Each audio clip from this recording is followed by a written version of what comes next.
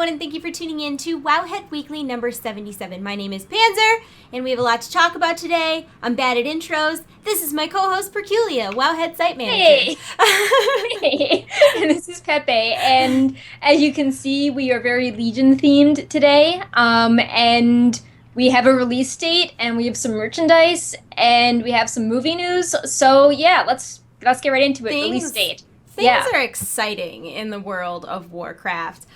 First and foremost, Legion will be releasing on August 30th, 2016, which I have there's a graphic, so you guys don't forget it. That's so soon. Like, I feel like I was just talking about last week that I didn't even think it would be out until, like, October or November. Wasn't I being a naysayer like that last week? You were saying that, and I was like, well, they have to launch, because aren't they, like, legally bound to launch by... Listen.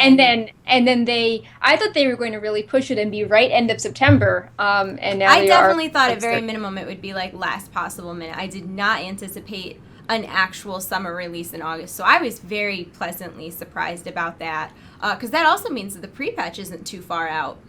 Yeah, so usually a pre-patch is a few weeks before the expansion comes out, but because this pre-patch has the Broken Shore event, which is, significantly larger than what we had leading up to Mist or Warlords, Yeah. I don't know, I'm hoping maybe it'll be a little bit sooner. Yeah.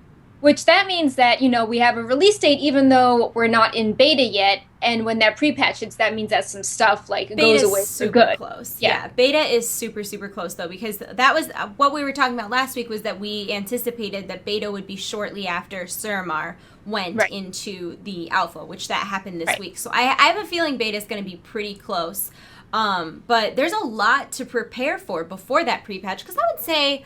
my estimate, just from a personal standpoint, not from an educated standpoint, would be like mid-July. That's when I would guess the pre-patch to be.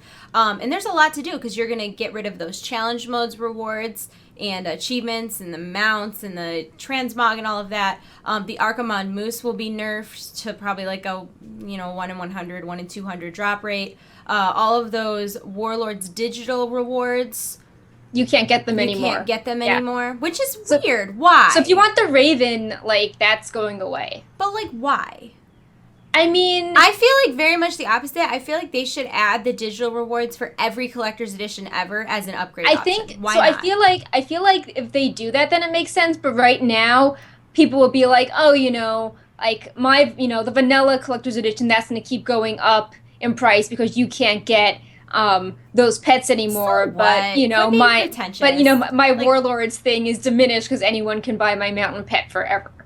It's dumb. I feel like they should just offer a digital collector's edition upgrade to every expansion. StarCraft does that. You can buy all 3 pets together. So why not?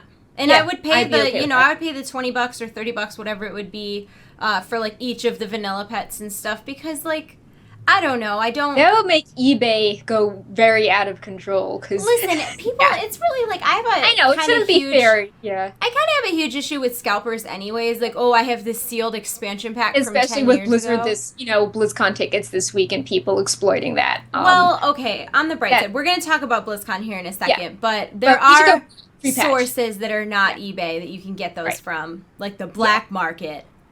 Anyways, other pre-patch stuff is... a lot of the Draenor achievements are going to be more difficult to obtain. The mythic mounts, like the mount off of Black Hand and obviously the mount off of Archaeology, are going to be a lot harder to obtain.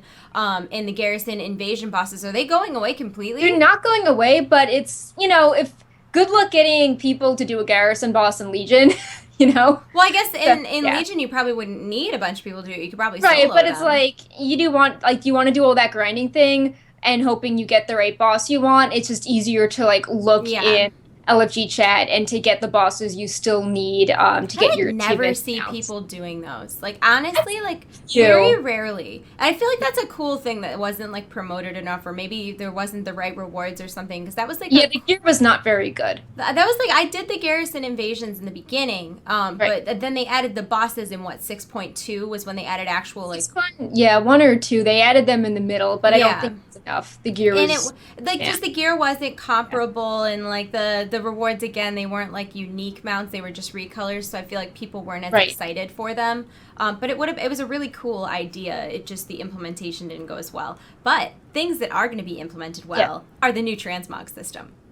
Yeah, very excited about this. I am so excited. I'm literally... You can prepare for this. I'm so excited. I don't even know what to do because right now I'm completely out of bag space, out of bank space, out of void storage space. Like, I have room in my bags that I carry around, but, like, I can't just carry those around full. Like, I have to have room in those bags to function on a day-to-day basis. Maybe you could have a bunch of BOEs that you just keep on a bank. That's what I've been doing. Like, anytime that I get, like, transmog gear out of the, like, scrapyard or anything that I get on runs that's BOE, I send to my bank alt. But her bank is getting pretty full, too, because of all those stupid baleful tokens from the shipyard. So I don't know, like this can't come soon enough for me. I'm really looking forward to having that space. And another thing that I'm looking forward to, and this isn't really the pre-patch, but I need to say it now, is that I've noticed that since we've been getting like these Legion previews of holiday events that are coming up in the next expansion, I noticed that they're adding more and more actual cosmetic pieces. Right. And I'm really excited for that. So I'm hoping that there'll be more of those, because that would be really exciting for me. But it's a bummer because I know one of the things what's the thing where you go in and you fight the bosses and you're by yourself? Brawlers Guild. Isn't the Brawlers Guild going to change out for the expansion too? Actually, let me pull up Warcraft devs because I was going to mention this in the next news. But the Brawlers Guild are going on hiatus. They said something about, quote, preparing for the next big thing, and that was in response to what's the status of the Brawlers Arena in Legion. Gotcha. So maybe I should add that to my guide, that Brawlers Guild is not getting updated. I guess that's what it means. Or maybe it will, but it won't be until, like, the second patch or something. So, anyways, I should add that to the guide. So, Brawlers Guild. Do that now if you're worried. Well, especially because, I'm sorry, I'm like interrupting you so bad. No, it's really bad. I'm super sorry. But a gigantic mug. Oh, your mug is so hilariously big. Like we were muted, guys, waiting for the stream to start, and she picked that up and just casually started drinking out of it, and I was like dying laughing sitting here by myself. Like the mug is as big as you are. But with the with the transmog system coming up, like the Brawlers Guild is so much more relevant because all of those shirts are going to store. Right. They're not going to take up bag space. So if you're willing to take the bag space hit now, they're going to, go as part of your collection later, which is really nice. And I know we just touched on the salvage yard a minute ago, but it is a good reminder that salvage yard boxes are going to be changing. So they're not going to have, things that make you feel like I need to go do garrison missions. But it was confirmed that it will still have that transmog gear if you want it on a character. We don't know where it's from, but it's going to be somewhere else. So you don't have to spam doing missions if you want the unique class set. Oh, really? The way I read it was that the boxes the new boxes would contain transmog gear. Oh. That was like a blue tweet. It was just a tweet. I could be reading it wrong. It's not that important. Just know that your salvage yard boxes are changing. Yeah. Okay. I promise they're changing. Yeah. And gold missions are also going to be nerfed so that you don't get gold from them anymore. Yeah, so if you have a bunch of alts and you're not sure how to make gold, now is now is a good time to learn and to start weaning your way off of, doing a bunch of missions all the time. One other thing I want to mention, well, I guess two things, is that there's a bunch of toys that are going to be, gadgets that will be added to the toy box in the pre-patch. Nice. So, like, a bunch of engineering doodads will actually be toys. So if you want to, craft or farm things now before they become really expensive on the auction house, now is the time to do that. And we keep featuring a bunch of class-specific, quests and artifacts and order hall things. And, you should consider leveling some alts, either of different classes or another faction. So when Legion hits, you can jump right in and experience the lore on a bunch of different classes because a lot of the quests don't really have overlap. Yeah, which is actually really nice. It gives more purpose to having alts. Right. And you understand the story better that way. And I think it has more personality because you're a superhero, but you don't know everything that's going on in the world. I like how it feels more personalized. Like you're an awesome warlock, but you're only going to help the warlocks, and you don't really know what the paladins are doing. Yeah, screw the paladins. We have a big guide on this. If you, I think it's still at the top of Wowhead's page with the feature boxes, and if you have any suggestions as to things we should add, leave a note in the comments, and I'll try to write and add that to the guide. Brawlers Guild. Yep. Yep. Okay, so BlizzCon tickets, the first batch went up for sale on Wednesday, and they sold out in like an hour? Less than they an hour? used it was like 10 minutes. Oh, But 10 that's minutes? because there was a loophole where if you bought tickets, you could just like refresh and go to the front of the queue again. It was bad. That sucks. Yeah. Do you think they'll have that fixed for Saturday? I hope I so hope so, because, too. instantly people are like, why are these being scalped? Why are these all over the place? Please report these people. A It's lot of people awful. that usually got tickets weren't able to, the people that like practice F5ing, the people Yeah. that like always managed to go. Some people didn't get tickets. Well, it was like in my guild, my sister's going to BlizzCon this year. So my Oh, sister got tickets. Like she was in like her husband and her were both going up, and like he immediately went in and was right in queue. He got tickets in like 3 seconds. She yeah, was in queue for like an hour and a half, and then it finally told her they were sold out. yeah, But I think like only 3 other people in my guild got tickets, and normally it's like, honestly, it's normally not. I mean, it's hard to get tickets, but it's not like, oh, 4 out of 40 people I knew wanted right. them. You know what I mean? Like, most of the time it's like, oh, like maybe a third or half that wanted them get them. I don't know. It was really crappy to see so few people get them. So I hope they fix that by Wednesday, because that's when the second batch goes up for sale.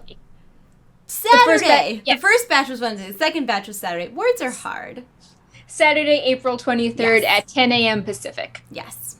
Not And Wednesday. yeah, tickets are $199, but there is some tax or surcharge, so you will be charged somewhere over $200. And there are charity dinner tickets, which go on sale Wednesday, April 27th at 7 p.m. Pacific time, and I believe those tickets are $7.50 each, and it's for the Children's Hospital of Orange County. I know a couple people have done that in the past, and I've never heard anything bad about it. Like, apparently the food is awesome, it's open bar, and they separate, like, I haven't never been to it, but the way that it was described to me by a friend is that they have, like, 2 or 3 devs, and then they'll have space for, like, 2 or 3 of the people from the charity dinner, and then 2 or 3 devs. So the way the seating is, like, Yeah, I you mean, that's actually really get good to, like, for just one-on-one, conversation. yeah. Yeah. It's not just like, oh, we're in the same room as them. Like, it was really, like, I know a couple of people that went last year. They were like, oh, it's so cool. Like, I talked with Watcher, and, like, we talked about the patch, and a lot of people thought it was really neat. Plus, it's for an awesome cause. And if you really want tickets and you're willing to shell out the money, I know those do not sell out in 10 seconds. Those usually, there's, I don't want to say there's extras, but they're a lot easier to get. Also, a reminder is that you do have until July 15th to edit ticket names. So if you are going to try to get tickets on Saturday and you want to buy extras for like guildies or friends, you will have plenty of time to change their name. And again, don't buy scalp tickets because it just they shouldn't get rewarded for that bad behavior.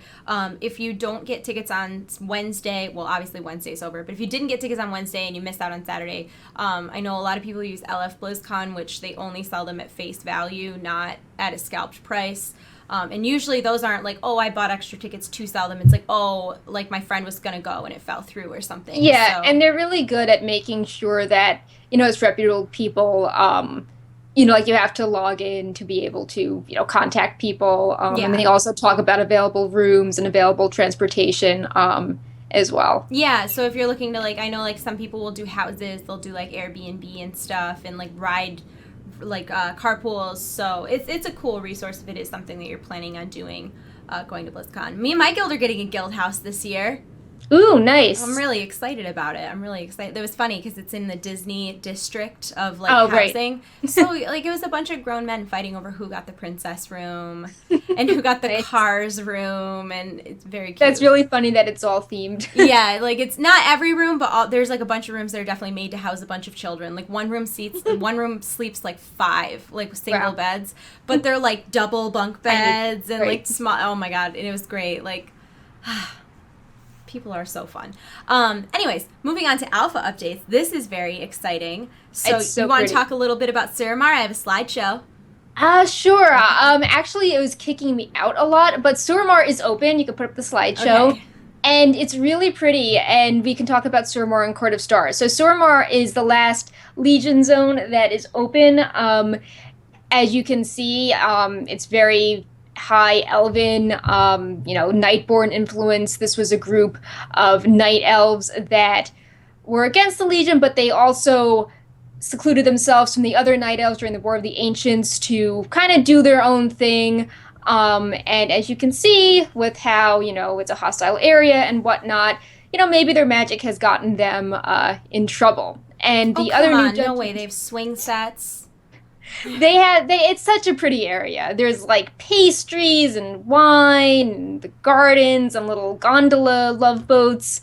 And this architecture is also in the new dungeon Court of Stars, which is it's very cool, dynamic dungeon where the encounters change based on what classes or people with professions are in your group Oh, whoa. in That's so minor cool. ways. So, like for example, a boss will drink a health potion at one point, but an alchemist can poison it so the boss dies instead from the potion. So lots of little cool things like that. And again, the Nightborn are there. We've talked about how they have distinctive models separate from the Night Elves before and new clothing that, seems more realistic with all sorts of cool, like, buckles and jackets and layers and pants and tunics. So, yeah, I am very excited about this zone. I think this and Azuna will be my favorite zones. This area is super, super cool. I love all, like, the beads and, like, you see, like, tapestries and, like, curtains. And, like, you even see, like, the vines and leaves, like, hanging down. It's so detailed. And then it also, like, sort of reminds me of other stuff in WoW as well without just being, like, copied and pasted textures. So it's not, like, completely foreign. You can see how, like, if the Nightborn at one point were, aligned with the High Elves, you can see where those influences come in, but it's still very different. I saw someone on Twitter, they changed the tints of some of the screenshots to have a Blood Elf feel, and they're like, hey, Blizzard, you could totally update a Blood Elf city to make it look like this. Instead of all the blue tints, they changed that to be golden and red, and it was really convincing. That's neat. So, I mean, how the Blood Elves split from the Night Elves, and they had that same background. So, I mean, you can see a lot of similarities between the Blood Elves that wanted to practice magic, and then the Highborn that were practicing magic before the Sundering. So, I really like that zone, and it's really cool. Excited to do more there. It's really, really neat. When I was making that slideshow, I was like, oh my god, I can't wait to go here. This is so cool. And the way the dungeon sounds is awesome, too, how it's dynamic depending on who is in your group. I always like stuff like that, because then it feels, if you go on an all or if you go in a different composition of group, it doesn't feel as repetitive. Yeah. So, and then I know another update in this alpha patch was that a lot of the existing world quests were revived and many more were added. Some of the feedback I heard from, like, some of my friends in guildies and, like, even on the forums is that when they first implemented world quests, a lot of them were just redoing quests that you did while leveling, like the exact same quests. Yeah. And a lot of them turned out it's like a very first pass too, so it was like, hey, look, brand new system. Which is why I wanted to mention it, because I know a lot of people were initially turned off, but there's a bird going ham outside my window. I apologize. I can hear it. Yeah, I'm sure you can. Pepe, but Pepe's like, where? I know a lot of people were kind of disappointed at that at first, but that was just sort of placeholdery, I guess, and a lot of it has already been revised. There's been tons more added, so if you tried it out and didn't like it, it's definitely worth trying out again. If you read about it and weren't pleased, you should definitely read about the second incarnation of it. Yeah, and there is also the Demon Hunter and Mage Order Hall quests are now available. As we mentioned before when we talked about reasons to level, the Order Hall campaign blends together a version of missions, but the main focus is quests that you do to learn more about the lore and recruit some really powerful champions. And then the missions you go on will give you an item to start a quest for things like an off-spec artifact weapon or like a quest to go kill a boss somewhere. So, Demon Hunters and Mages will have their unique, types of lore, and we were actually able to get some of the Paladin quests done as well, and there's some really interesting lore there. It's up in the news today for Friday, and Ilaria and Terralion have, you can learn more about them and their plans and what happened to them at different points in the video. So we've also been featuring videos on, I think, the Hunter quest line. We had that Shaman one with Thunder Fury, Death Knight one with the Four Horsemen, and a Warlock one about the Black Harvest Council. Yeah. See, I'm not doing any of those I'm waiting because I want to experience them like first time around when we actually play the expansion. I try like when I have like access to stuff like this, I use it for like screenshots and to like double check things for like data, but I like I don't want to ruin the experience of like the first time you log on kind of thing. Now another thing that got updated in this patch of the alpha is that there is a new stat panel. Yeah, it's greatly simplified. I don't know if I like it. So I think it's geared to new players. There's been a few blue posts following up on this that all the advanced stats will still be available in the API. So for example, like if you use Wowhead's Profiler, if you want to import your character, we would still be able to pull all the detailed information about you. Yeah. So, I mean, it's pretty obvious what they're trying to do here. They obviously want your item level to be something that sticks out. That's wait a way second. Gigantic. As someone who like I seriously like, so I started playing in Burning Crusade, but I didn't really get into like raiding or anything like that. Like I raided a little in Burning Crusade, but I didn't know what I was doing. But in Wrath of the Lich King was like the birth of me raiding a lot. And Gear Score was an add-on at the time. Yeah. And it was the most toxic add-on in the entire world because everybody based their worth on their gear score, which in many cases, if you're a mechanically sound player, that is more important than your actual equipped gear. And I really, really hate that the top of the stat panel is like, this is your gear score, because it doesn't matter. Not my thing. I wish they had, like, the first word that came to mind was a smiley face, but obviously not a smiley face, but just something that makes you recognize your power more, like, all your gear is enchanted, or like half of it's Warforged, like check mark or a smiley face, or like, you know, you're like 60% of the way there. Because I think like a progress bar as opposed to, that's a better idea. I don't know. I just don't like the focus on item level as because like, and I'm a very much a product of this eye level society. I mean, I do a lot of the recruiting for my guild, and we try not to like focus on eye level stuff, but then also like when you're in a certain end of the, you know, when you're in a certain part of a raid, you can't bring someone who's significantly undergeared. It's just not fair to the rest of the group. But I don't know. I liked WoW a little bit better before.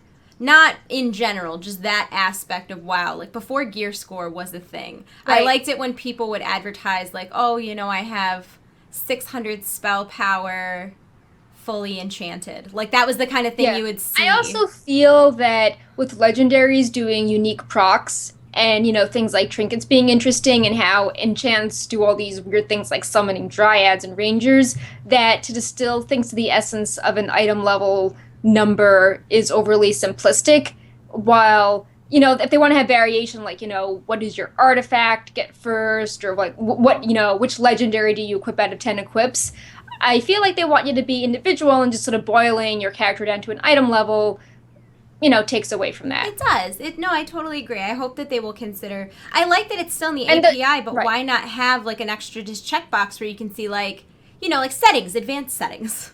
Yeah, I think like, that the, you know, showing the legendary proc you choose, I think would be useful as well. Just something being like, yo, I'm an assassination rogue, but, you know, my big focus is on, I don't know, like having awesome mutilates, or, you know, just like talking about like one ability you're good at, or like the subset of your playstyle. Absolutely. No, I completely agree with you. I would love to see something that showed your progress as far as like gems or enchants or whatever. Because, you know, armor, it's like, you know, on a DPS, it's like, oh boy, I have, like, you know. Yay, like versatility. Yay. A bunch of technical numbers on the stat sheet, and they're trying to simplify it, but you still have numbers that don't really add a ton to it. Absolutely. I completely agree. But I do like the actual aesthetic of it. Let me show it again in case people missed it. I do like the actual aesthetic of it, like the kind of like filigree look around where it says item level and attributes and enhancements. I do like that. I just feel like it's way overly dumbed down. Like it doesn't need, like, that's unnecessary. Like that's an unnecessary place to dumb things down. And if they were going to, they should have one more that says advanced that'll bring up everything that you can see now, because why not? Why take that away? Why make you have to use an outside source to see those numbers? It's just silly. I also feel that with item level, they could, if there were suggested item levels for doing content, they at least could have underneath, like, oh, like, you're eligible to go do X LFR now, or, you know, something that encourages you to do something. So you're like, oh, you know, if my gear's around this range, I'm probably powerful or decent enough to go do this thing, but, you know, I'm not strong enough to do this other thing. So they did say that tertiary stats will appear if you have them on your items, and just reading this blue post, we are also adding a teeny bit more information about the contribution from weapons. But yeah, I feel like if they're going to simplify it, they should not just simply remove stats, but they should, like present a narrative, or just like, I agree. What do you want the character to get out of this? Because the character is still going to be like, oh, I'm staring at the eye level number, and I'm staring at my agility number, and numbers, and yeah, or even like you said, how you like if you hovered over your item level, maybe it would say like recommended content, and it would be like quests here or the adventure journal. Yeah, exactly. Like it just seems like oversimplification for no great purpose. Like I don't know that anything good, because I'm not one of those people who's like anti, like, oh, they're taking out too many spells. I'm not really on that train at all. Like I think a lot of times that when they are simplifying down spells, it's so that we don't have 27,000 keybinds, and it doesn't get overly complex, and like min-maxing doesn't turn into right. Like thesis level stuff. But I don't know. I'm not a huge fan of the new stat panel. I like the way it looks. I don't like the way it functions. But we're still in alpha, so there's definitely room for something like that to change. Also, exciting news, mounts that are coming. I'm so excited for this. So there are videos, a couple of these mounts, but because I have so many pictures, there's just pictures in this one, so that I could save room for more stuff. Rat mount. It's an Underbelly mount. It's you amazing. Click on this box in the Underbelly next to a caged rat, and then you get this item that you can use in the Underbelly. Now, I know some people are upset that this is also very cool. Underwater. No, it's okay. It'll come back around. Keep talking about the rat. Okay, so the rat mount, I know some people were bummed out. They're like, oh, the rat is really cool, and now it's not going to be permanent, but, it's still alpha. Maybe they'll add a permanent version from sightless coins, the PvP currency in the future, or I don't know, you could fish it up or something, but, right now, if you click on this crate, you get a mount to use in the Underbelly, and that's pretty awesome. Yeah, it's definitely pretty cool, and it's a freaking rat mount. It's amazing, and he's got, like, skulls. Like, he's murdered men. Yeah. That rat doesn't screw around at all. Rat. He's like, you guys awesome. can, you fished up my cousin so many times, and I'm gonna, eat all these people trying to fish up my... So this is the Fathom Dweller, underwater only octopus mount. It is so cool. It is the weirdest thing. It's also very weird. It is the weirdest thing. And I put the unicorns on here because we did find out this week that the unicorns are PvP reward mounts. And they originally were meant to be gladiator mounts based on the names and some new data mined achievements. Mm-hmm. But some people were complaining, and they're like, oh, is an armored horse as epic as a nether drake. And Warcraft devs tweeted today, thanks for the feedback. We will be using infernals for gladiator mounts. The gladiator coursers will come from the honor system.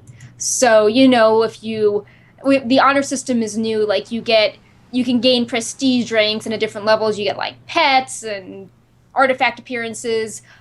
So these will show up at some point as, maybe you probably have to grind out a high rank to get them, but that's part of the honor system anyone can work towards. But yeah, unicorns from PvP. This is not lame. The Goblin Trike is amazing. The Vicious Goblin Trike. It's like the greatest thing I've ever seen in my life. Do we know how we get this yet? So with the name Vicious Goblin Trike, it probably is from the same way you get so you have to do a certain number of arenas or Wait a second. No. Let's have a talk.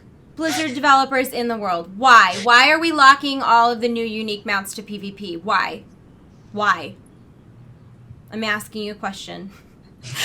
And this is not fair. There is no reason. It's like the anti-warlords of Draenor. It was like, I swear to God, there better be good mounts that you can get from PvE as well. I don't know. Okay, so like I'm really surprised the unicorn, because like everyone I know is like, oh, like, I love the night elves and things being pretty, and it's like, what I don't get though, PvP does not want a unicorn. Okay, what I don't get is like, so you have Warlords of Draenor, where it seems like every reward, if your horde is a wolf or a boar, right? But it's like from every source. Now you have 6 or 7 unicorn mounts that are all different colors. Why are they all from PvP?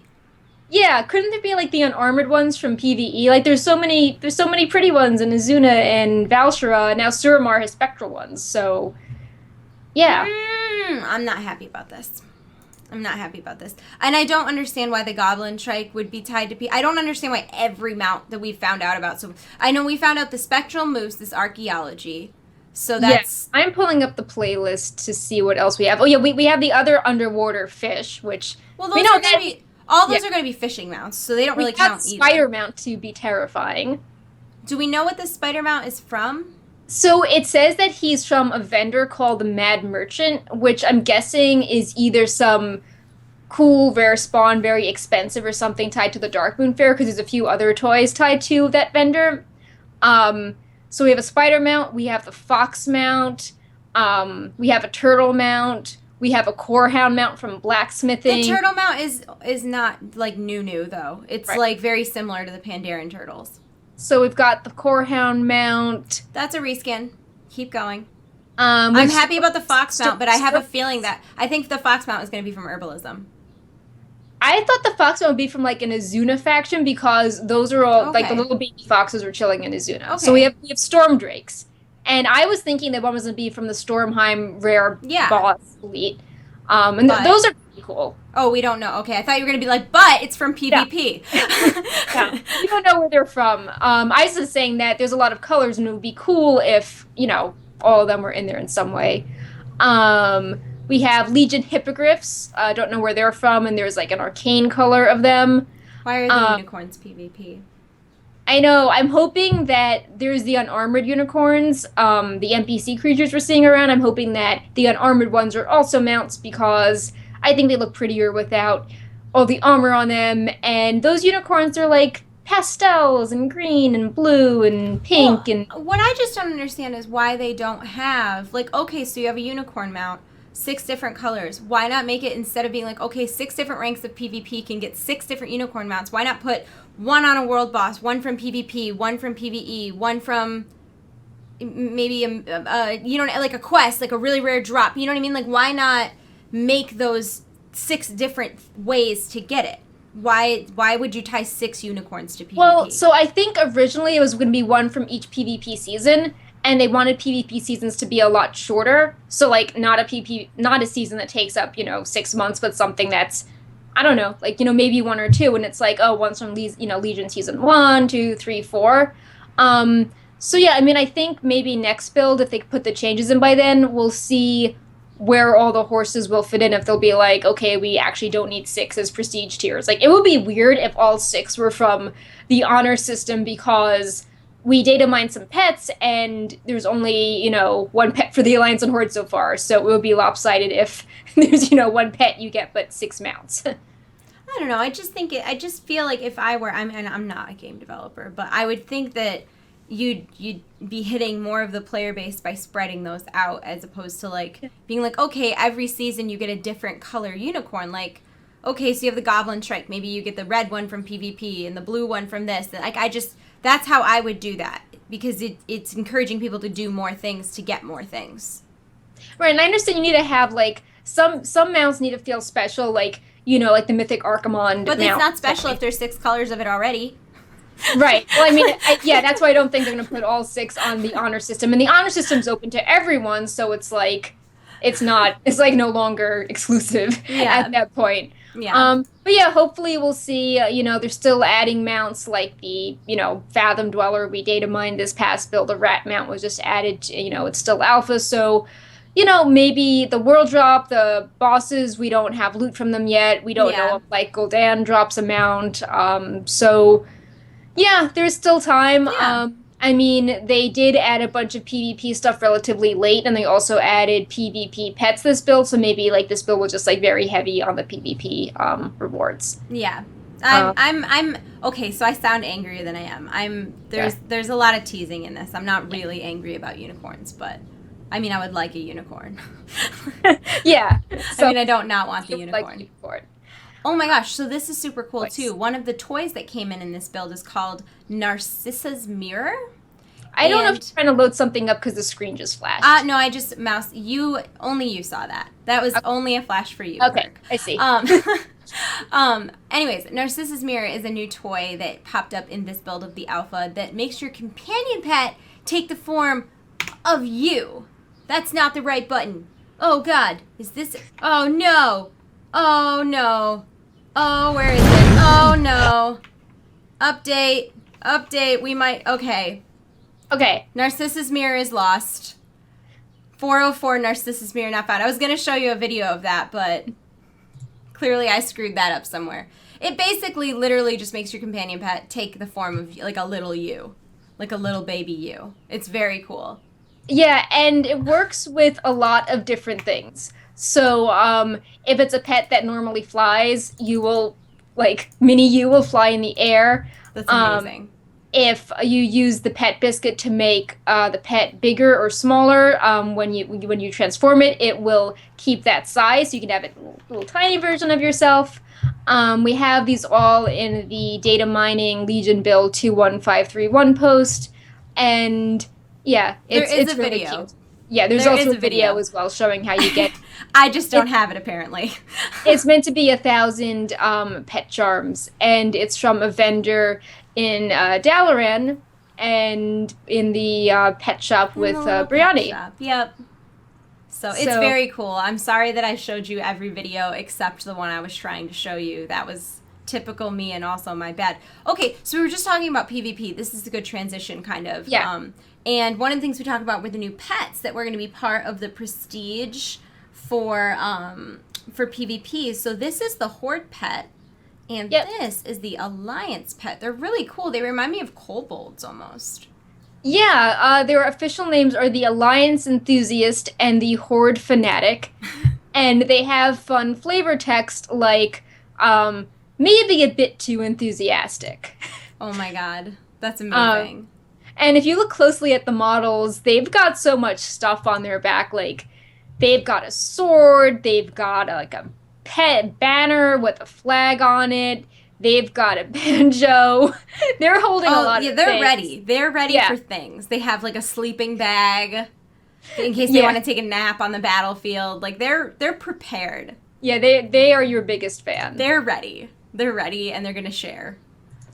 I know some people were worried that, they weren't really into PvP. Because, some people, whenever Children's Week comes around, people don't want to feel they have to PvP to get Children's Week and get their, Violet Drake done. And, some people are like, what rank is this going to be? Like, I don't want to do all this stuff. Yeah. It's a cute thing. I don't want to feel miserable doing this. And so we don't know what rank it is yet, but... it does look like there's only one pet from the PvP system so far. Yeah. There's 6 unicorns, though. Well, I mean, you can't fit everything in a tweet. I'm going to be optimistic and say that maybe there'll be 1 unicorn. It's okay. You know what's the worst thing is I'll sit here and talk crap, but if they're from the prestige system, it doesn't matter if you win or not. Why should it be like the carrot that's meant to get you more into PvP, so they put it at a kind of earlier rank to, get you excited about it. And before Panzer's like 2K arena rating. No, that's not number 1, that's not a fantastic arena rating. Number 2, that won't happen. I'm terrible at PvP. I just panic. I just choke. I'm like, oh my god, they're coming at me. Like, I have no idea what they're gonna do. I can handle PvE. I can study. I know what the bosses are gonna do. I can be prepared. There's no preparing for PvP. People are unpredictable. They're unpredictable. Anyways. We also have lots of achievements, nothing too out of the blue for Legion PvP seasons, but because we data mined information for 4 PvP seasons so far in the 6 mounts, we can kind of infer that they are a bit shorter than the Warlords of Draenor seasons. There was, only 3 in Warlords of Draenor. And, there's just the usual titles for being in, X top percentage, for arenas and battlegrounds and rated battlegrounds. So, tons of achievements added. And there was also a blue post saying that Legion PvP gear will be primarily from the Strongbox system and not from vendors. Yeah, I saw that. And, your rating will help determine the item level of the gear in the box. You're guaranteed to get gear from your first few boxes for wins.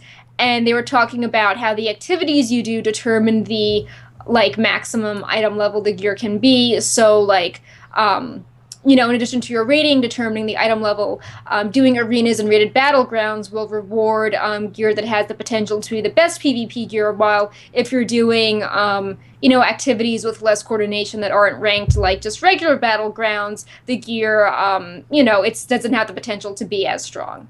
Well, what I think is actually really neat about this is that it adds that, and I'm sure there are people that would disagree, and I'm not a PvPer, so please don't take this as like canon.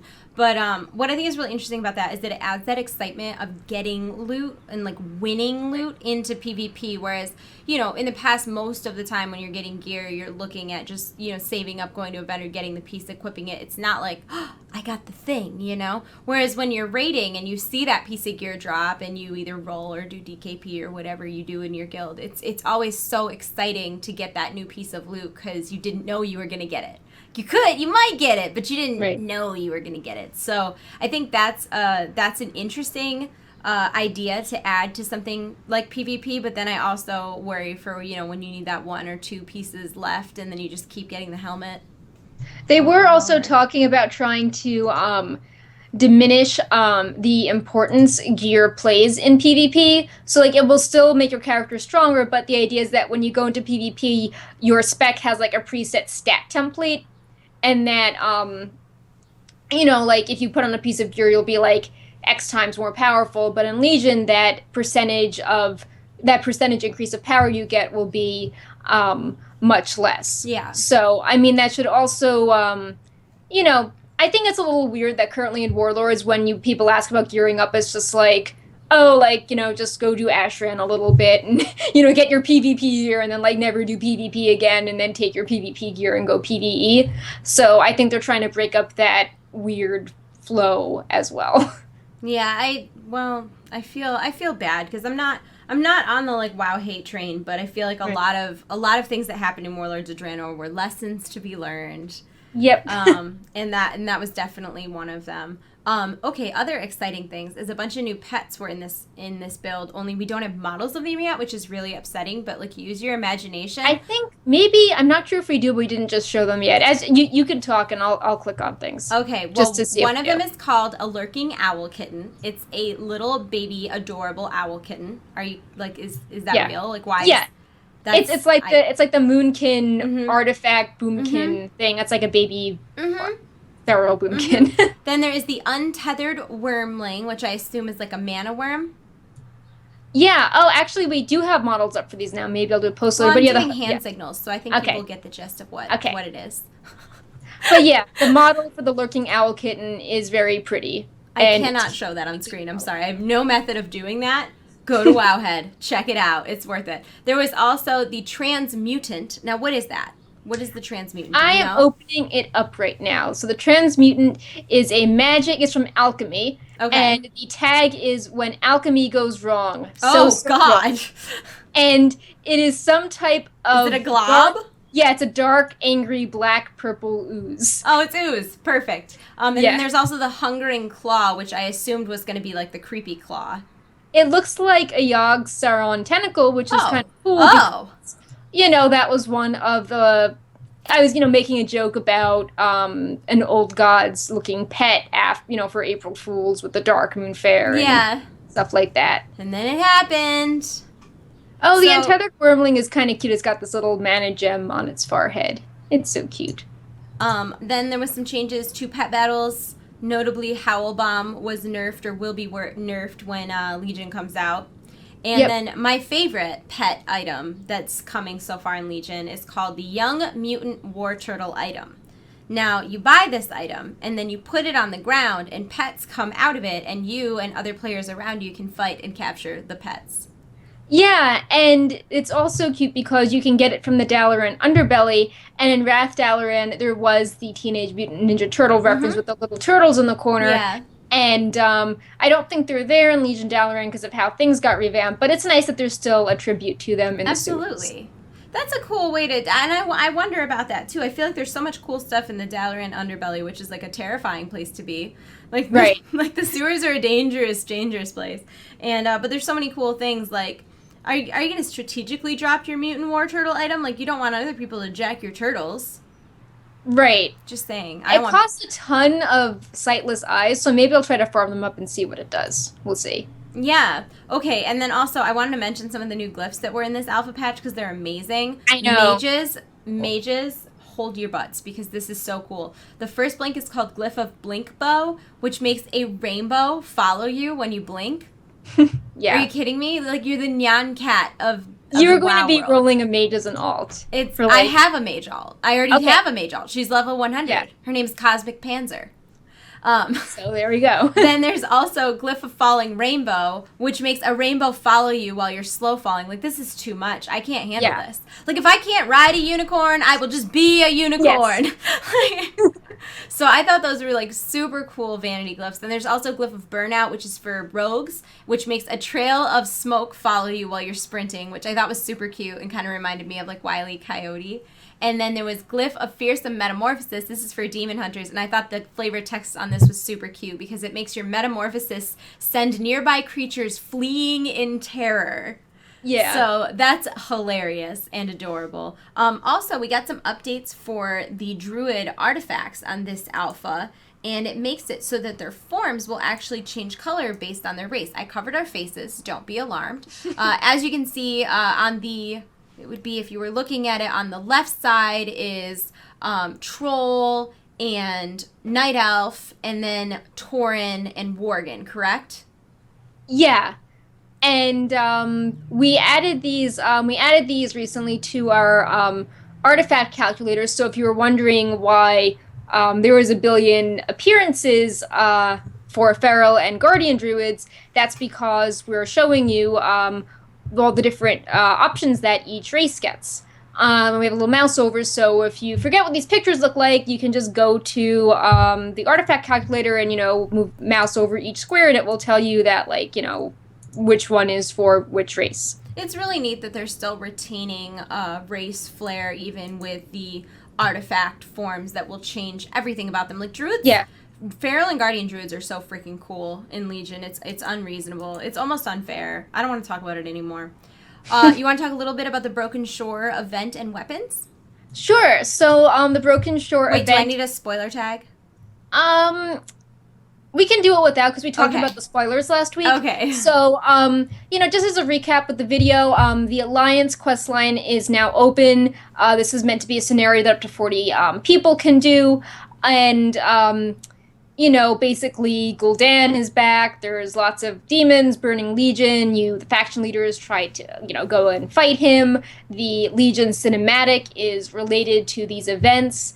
And, at least on the Alliance side, you go to Stormwind and all the factions are helping out, like the Pandaren are making lots of food and the dwarves are there. Oh, good job, Pandaren. Good job. No, you need to be well fed. Let me give you some snacks for the journey.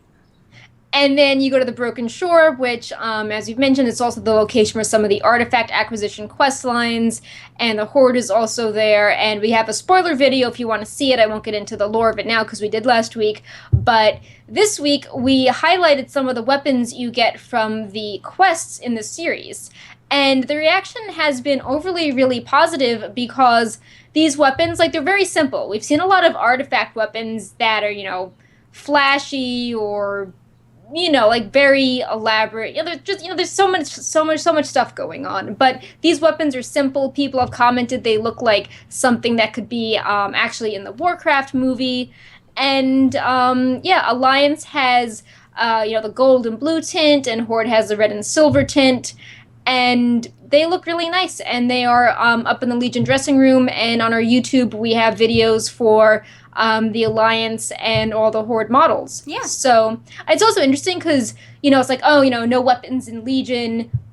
And so I think it's good to point out that with the pre-patch, weapons are still a thing. There's no artifacts.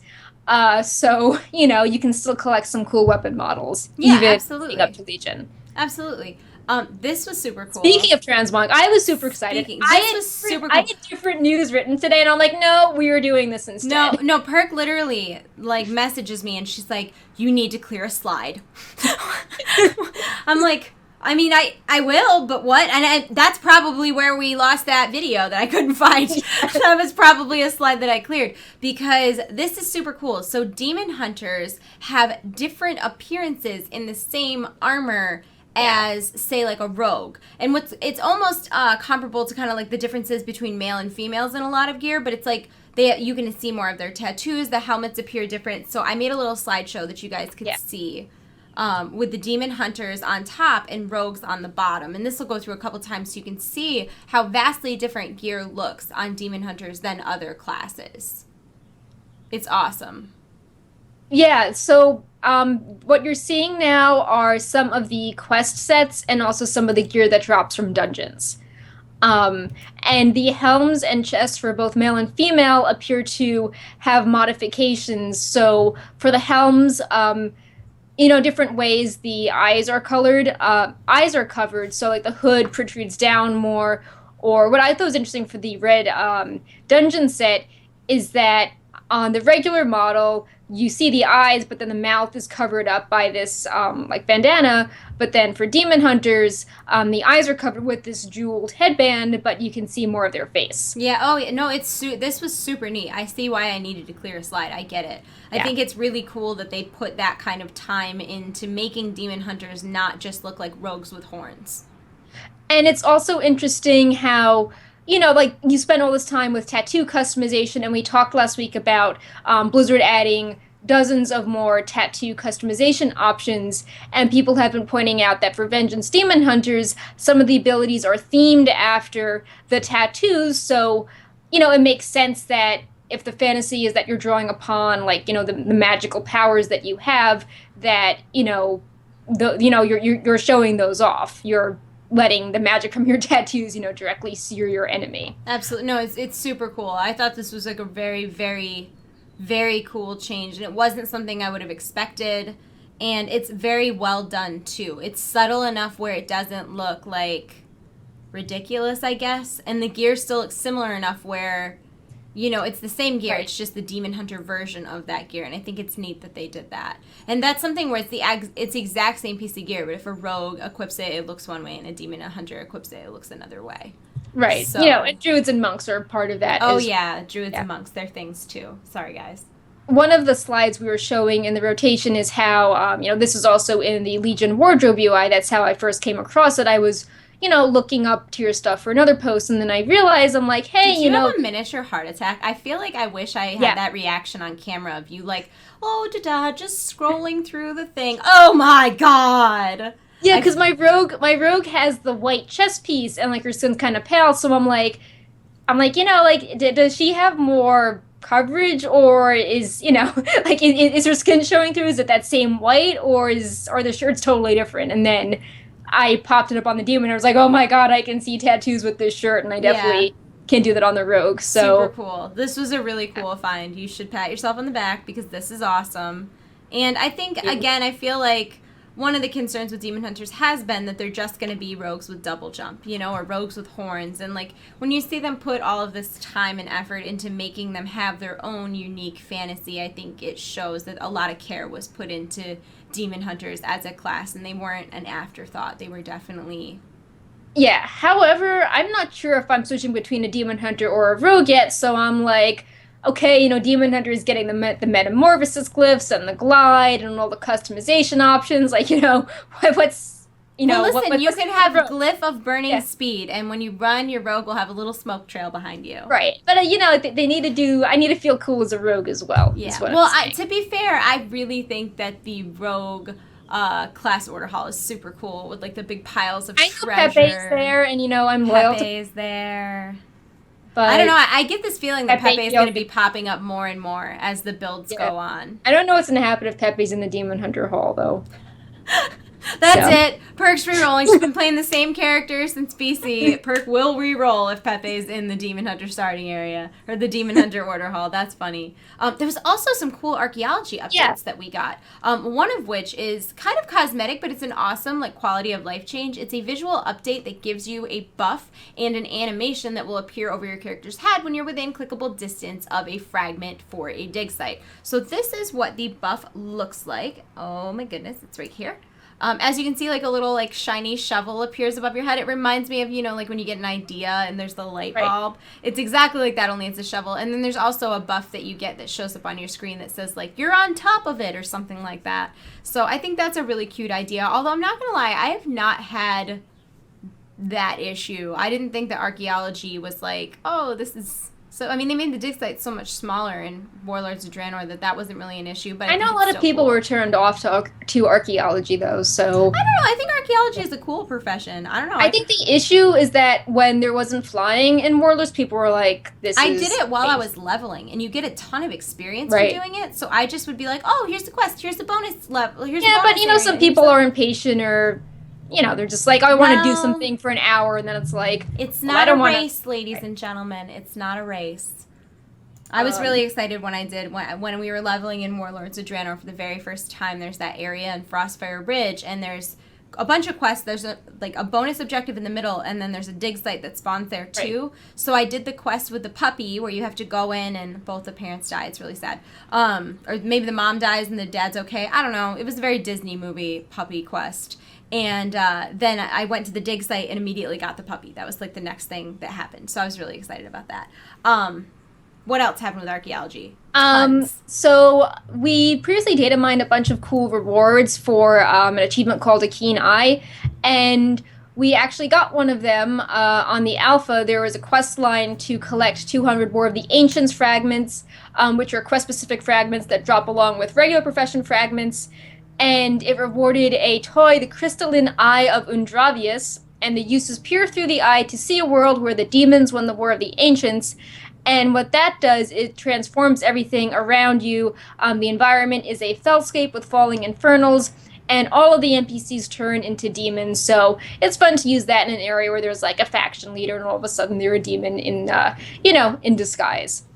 There's also, as we talked about this before, but there's things like a treasure demon pet, a neck that has 3 sockets, an heirloom pole arm, a great item that vendors for 5,000 gold, something that's called a starlight beacon, where players inside the starlight field can fly. As we mentioned, the spirit of Eshiro, the moose mount. So lots of interesting things you can get from Archaeology, more so than in past expansions where it was like, a few bind on account items and like one cool item. And it's cool that there's cool item is from a toy. I think I like how this trinket is from a quest, so it's like a guaranteed toy you get if you do enough dig sites as opposed to just RNG. That's fair. There is a lot of RNG with Archaeology, a lot. Yeah. Because like I've been trying to get that stupid bug. Yep. For many that took me hundreds of You tries. Got it? Like it took me like 500 like Tolvir solves. Like any time that I hand in, I always will get the Tolvir artifacts to bring me to the next solve, and like every time it's like a common one, I'm like but I was going to try to grind that out before the end of this expansion. Not that that's important. So the next part I feel is kind of important. Yeah, I'm going to flip it to you so that I don't screw it up. It got kind of like lost with everything. Okay. So this build introduced a new artifact knowledge and catch-up system. It's a new system to speed up artifact power gains, which, ultimately benefits you when you need to get power for your off-spec. And what happens is that a quest sends you to collect lore books, which are all around the world. People are still discovering where they're from. And then you bring them back to an Order Hall NPC who starts deciphering them. And deciphering the tome requires order resources, and when it's done deciphering, it rewards artifact knowledge. And what artifact knowledge does is that it's a permanent artifact power gain. So it's fat, like you get more artifact power permanently from that point onwards. So, for example, you can switch to an alt weapon, and since your artifact knowledge is high, your artifact power gains will be faster than if you were at like knowledge level 2. And there's also a lore perspective in that the books reveal more information about your artifact as well, so as you keep doing more, you learn more about the history behind it. And as a final catch-up mechanism, they said that for players that come to Legion late, that your scribes will decipher the books faster, which is also another catch-up mechanism because, if they're taking a week to decipher a book versus a day, that speeds up how you can get top knowledge. I'm going to open up the blue post to make sure I didn't forget anything. Max level players in this build may notice a new important artifact feature. Increasing artifact knowledge permanently increases your rate of artifact power gains, and this bonus applies to all artifact weapons your character may possess. And no artifact power items obtained at a lower knowledge level won't automatically update, so hoarding items for future use won't benefit you. This system is key to the pacing of overall artifact progression and to making it easier for players to maintain multiple artifacts if they so desire. For example, at knowledge level 7, you would be earning artifact power at over the triple base rate. Thus, if you wanted to switch to a spec you hadn't yet tried at that point, you'd find yourself very quickly able to get that artifact up to par with your primary one. That's awesome. That was something I constantly was saying that, Yep. like, how are you possibly going to have an alt? How are you going to get the artifact up to speed? Like, you're going to be so far behind, and it sounds like they were way ahead of me. Maybe I shouldn't worry so much. But yeah, that's super cool. Yeah, I don't have a ton to say on it yet just because, the system's been in so much flux and it's only been there for 2 days at this point. Yeah. But, for example, one of the books I found in Booty Bay, so they make you go around the world, and I know the Fire Mage, at least last build, I was going to write about it, but I ran out of time, that you could just go up to your artifact book and read, like, all the pages at once. So I was like, oh, look, I'm learning all about my Fire Mage artifact. And it was actually cool, some people like reading, all those books around the world for well-read, and this is kind of the same thing. You keep filling in pages as you go along. Yeah. We'll see how that system will go, but, it makes a lot more sense than what we saw in early alpha when it was like, it's artifact knowledge level 6 today. And we're like, what? I don't understand. I mean, okay. Yeah. Sure.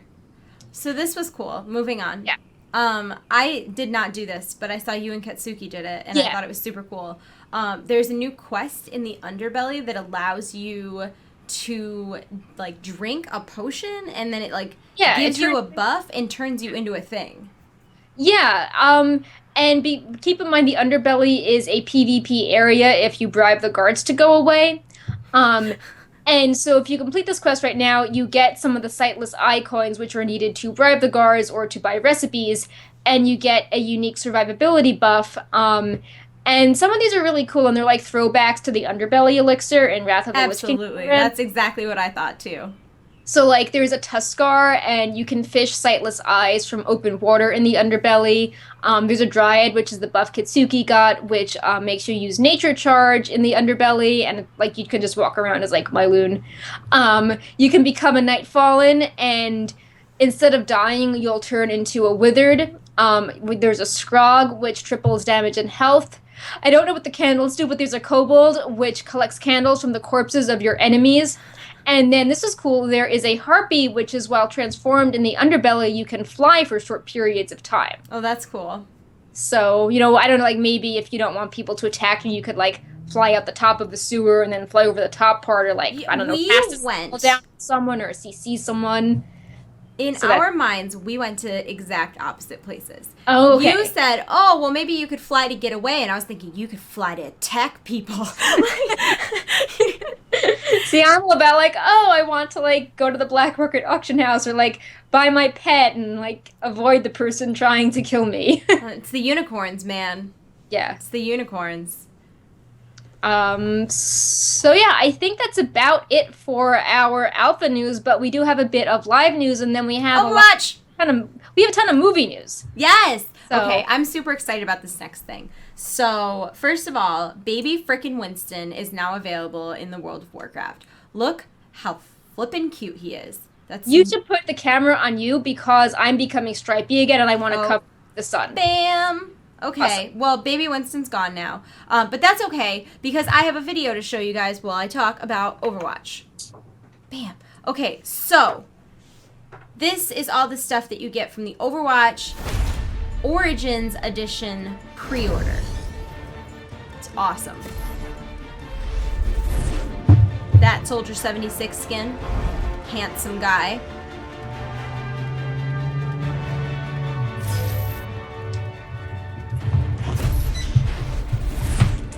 overgrown bastion. Look at him. Look at all that growth. He's so grassy.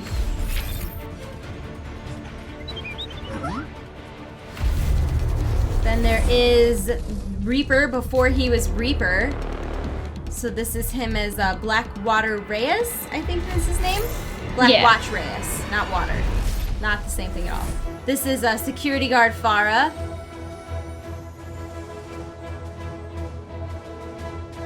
Justice reigns from above. Security Chief Farah, excuse me. And then Slipstream Tracer, which was, I believe this was like her uniform when she was a pilot. Yeah.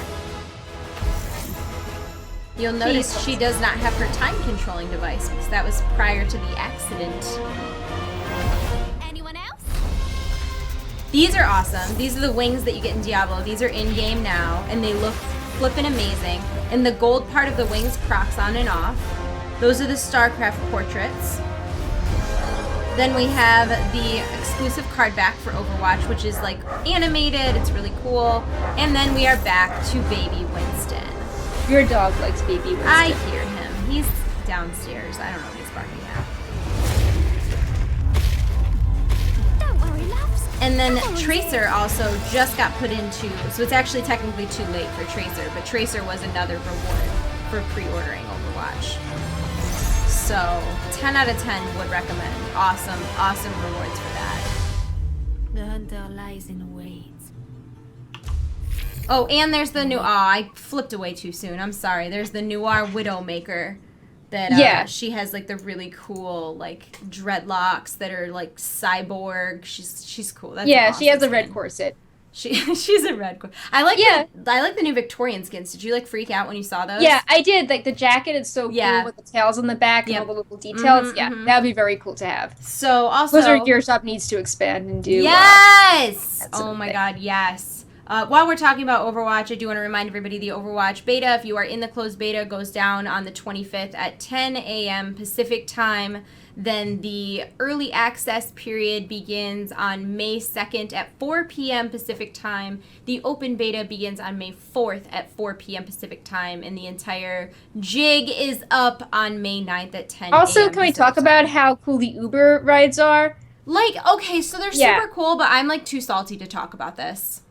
I know. Like, I had no idea cool stuff was going on at PAX East or I would have gone. And, like, now I'm sitting here just jealous and salty.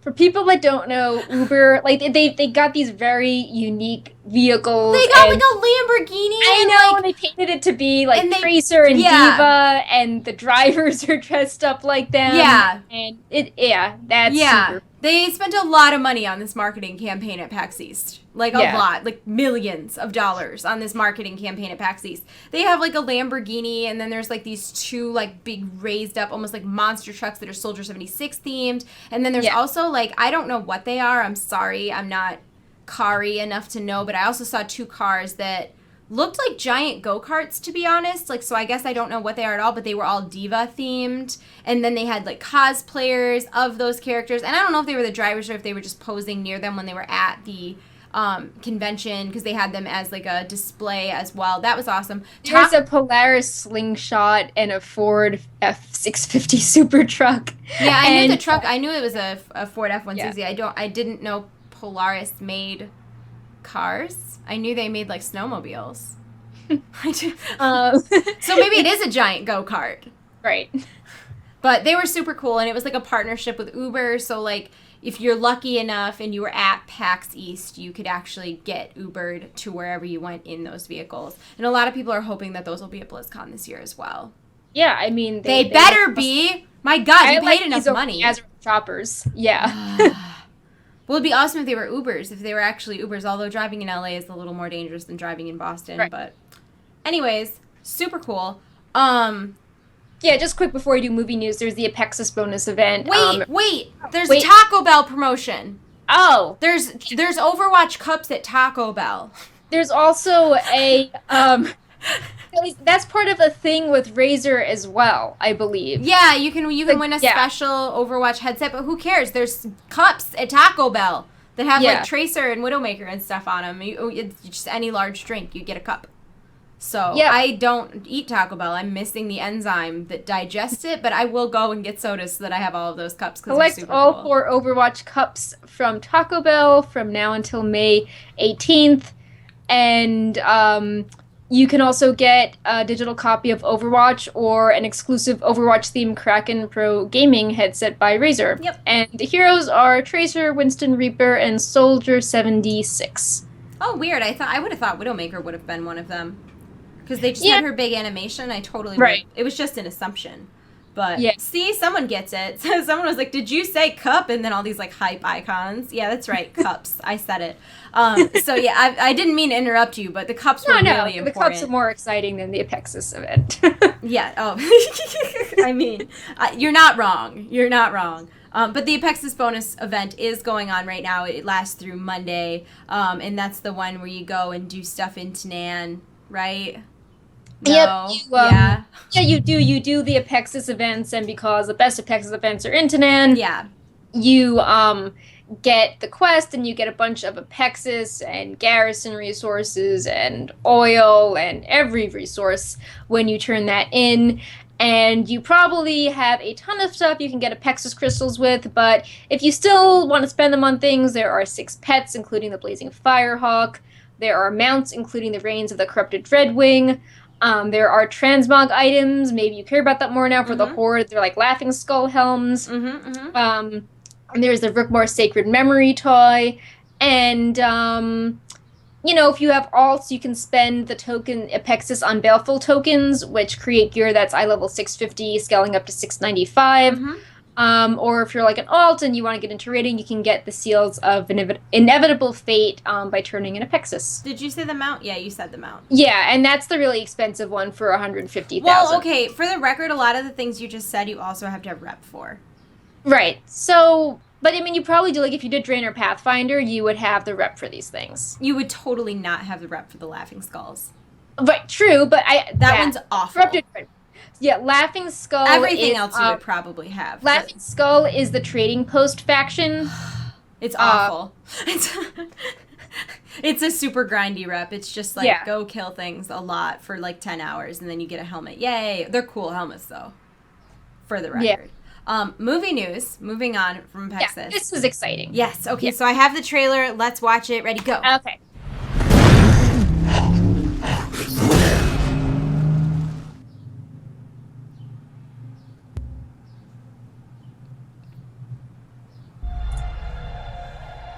We've had peace in these lands for many years now. But one of our villages burned tonight. War is coming. An invasion. If we do not unite to fight this enemy, our world will perish. Saving the world is not a one-man job. We fight together or we die together. You'll have me to protect you. I need no one to protect me. Yeah, Corona. Well then.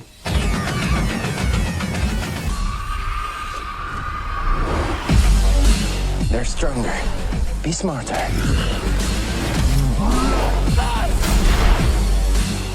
This war will destroy us all. But together, we might stand a chance. Whatever you plan to do, do it now!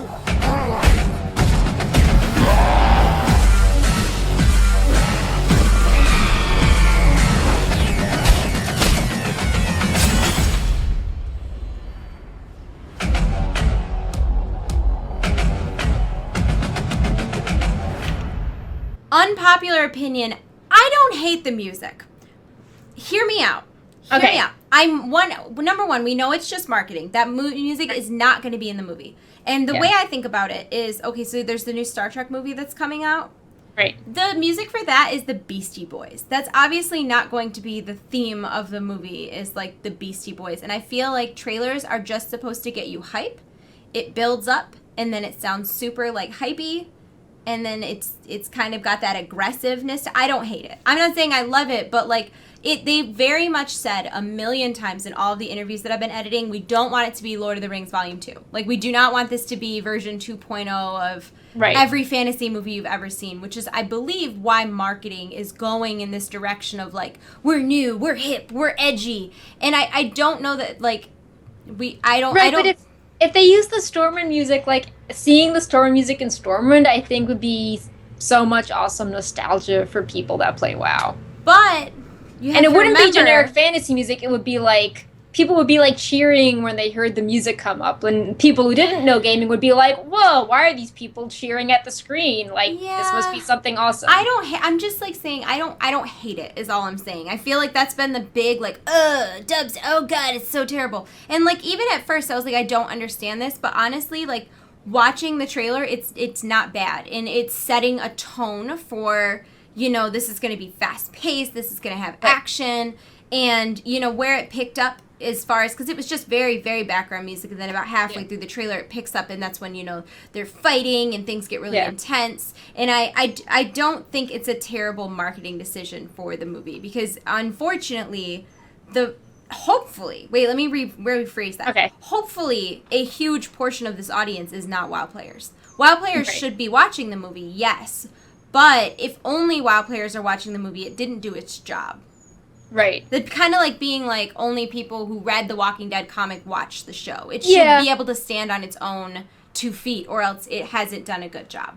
But I have seen some fan trailers where using the WoW music, I mean, I thought they were cool when people would spice it. Certainly would be cool. I'm not saying like this is better than that, or that you know the other way wouldn't work as well. I just think it's one of those things that like it's like the one thing that like picking people are like zoning in on, and because it's the same thing with like the Suicide Squad trailer was Bohemian Rhapsody, and it's just like it's really odd because I don't think that like the song choice in a trailer is really indicative of what the score is going to be like in the movie. Or I think people are just like used to like, you know, game cinematics where it's like, oh, like this all fits together perfectly, and you know, movie marketing is a little people are used to complaining. That maybe that too. I went there.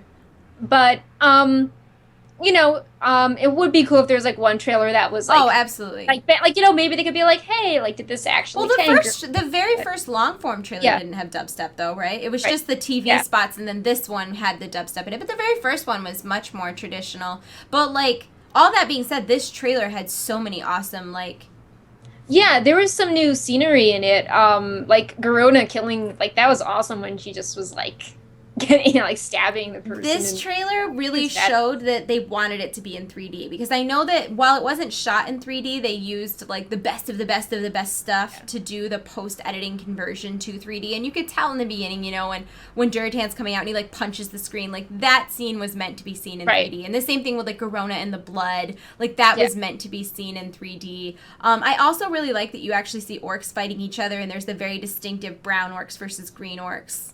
Not that it's about race, but... I like seeing Lady Itaria because at first it was surprising when she was included in the character poster lineup, but we're getting more glimpses that, you know, she has this diplomatic role, and, you know, she sits at the table and discusses, you know, politics in Stormwind, and she's talking about, you know, revolts going on. So, you know, she's just like, you know, she's not just sitting in the background looking pretty.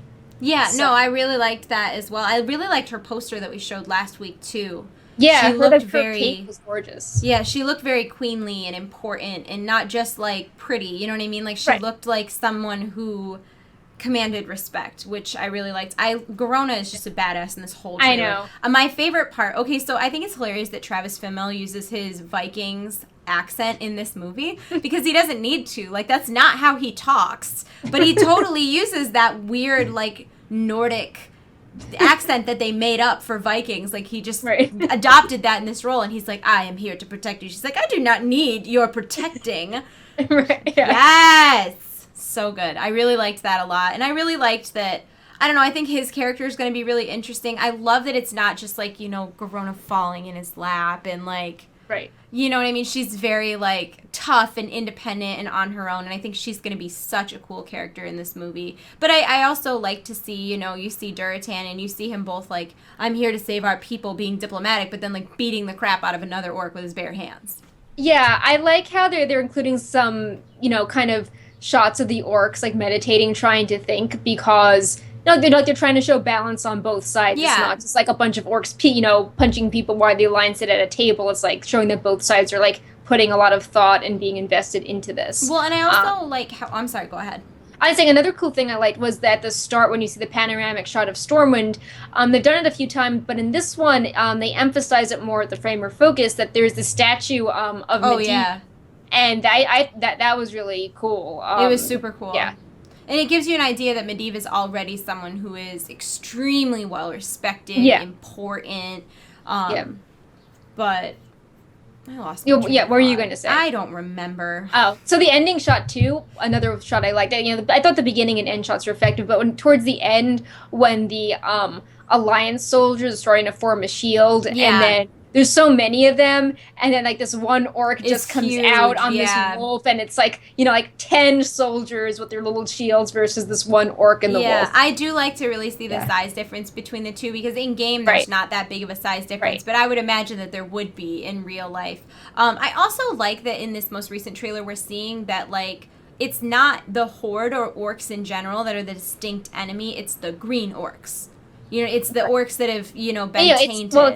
It's Gul'dan. And it's like, are they even the enemy? Like, are they just puppets of, Well, I'm sure they are, but that still makes them the enemy. Yeah. I mean, they're still fighting the bad fight, for sure. And I do really like that we see that, it's not the Horde who are the bad guys, which I know was, like, an important part of the vision of this whole movie coming together. And you're already seeing it in the movie trailers. I also thought it was interesting how we didn't see Khadgar for so long. Like, and I kept saying, like, where's Khadgar? Why don't we see Khadgar? They're putting him and Medivh really under wraps with this. And now it's still kind of under wraps, but now it's, like, very Khadgar. Like, he's doing now it's stuff. like, in the trailer there was a shot where, like, the Alliance thinks they one of the Horde, like, tosses the Alliance aside, and then Khadgar throws a spell to, protect the Alliance. Yeah. And, he's all in the center of things now. So yeah, it's interesting how he was so kind of hidden until recently, and now he's very much in the foreground.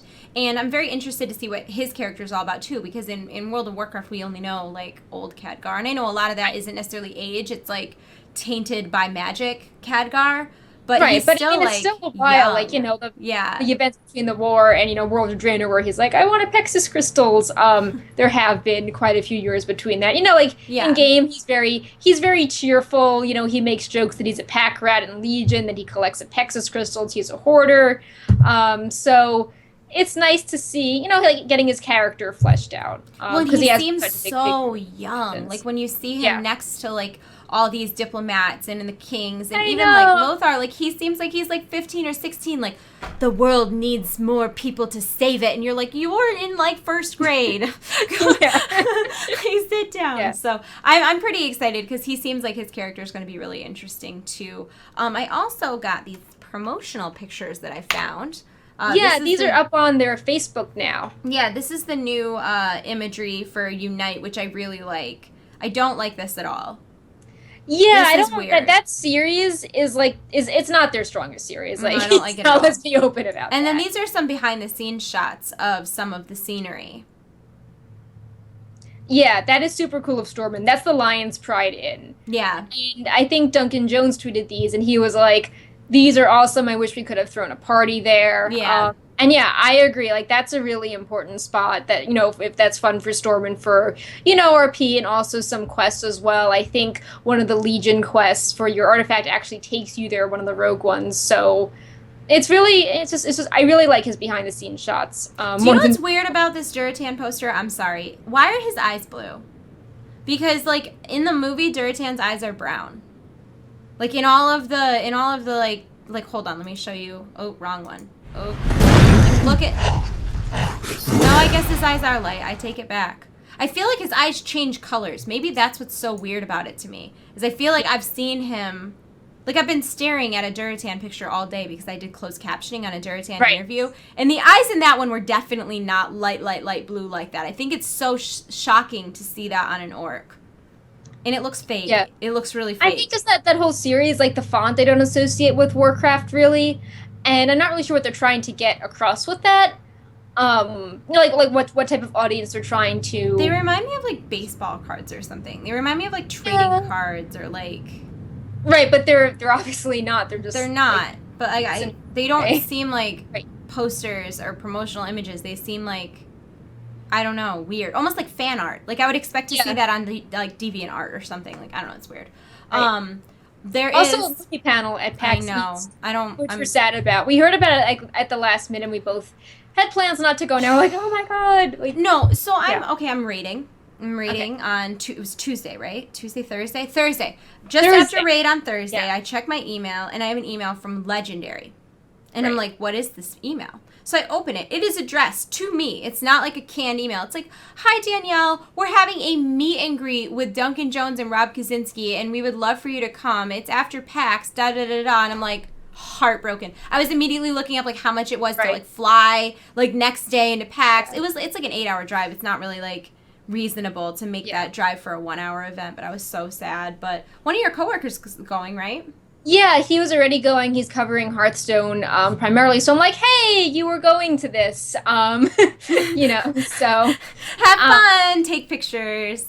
Yep. He, if there's any questions he can ask, we're thinking of stuff. And, the panel at least will be it's on the main stage. So they stream all of those panels at least. Yeah, and that is the 23rd at 4 p.m. And then the meet and greet is immediately afterwards.